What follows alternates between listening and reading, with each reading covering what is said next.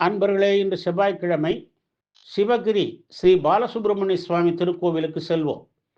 இந்த திருக்கோவில் மதுரையிலிருந்து குற்றாலம் செல்லும் பாதையில் மதுரையிலிருந்து 108 கிலோமீட்டர் தொலைவில் உள்ள சிவகிரியில் அமைந்துள்ளது. மலை மீது ஆலயம்.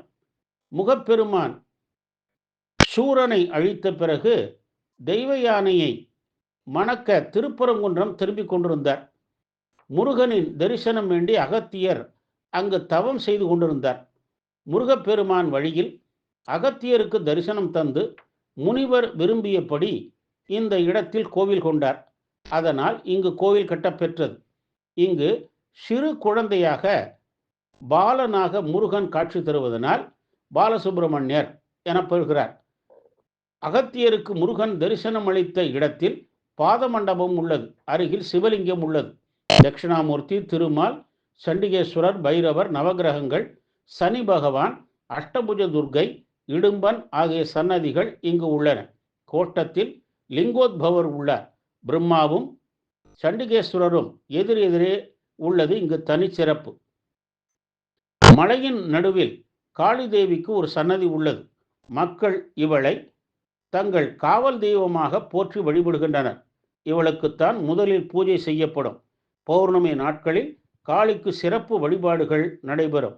விநாயகர் அனுக்கிய விநாயகர் எனப்படுகிறார்.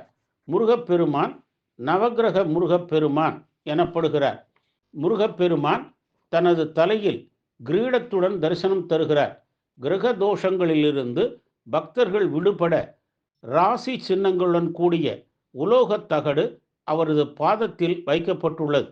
திருச்செந்தூர் கோவில் முறைப்படி இங்கு பூஜைகள் நடைபெறுகின்றன. ஸ்கந்த சஷ்டி இங்கு 11 நாள் திருவிழாவாக நடைபெறுகிறது. 6ஆம் நாள் சூரசம்ஹாரம், 7ஆம் நாள் திருக்கல்யாணம், 11ஆவது நாளில் பட்டாபிஷேகம் நடைபெறும். தங்க கிரீடம் செங்கோலுடன் இறைவர் அரியாசனத்தில் காட்சி தருவது கண்கொள்ளா காட்சி.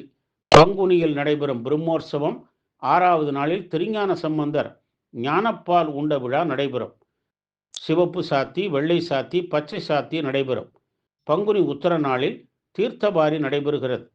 கோவில் சக்தி மலை உள்ளது. இடப்புறம் சிவமலை உள்ளது. எனவே இது சோமாஸ்கந்த வடிவிலே அமைந்த தலமாகும்.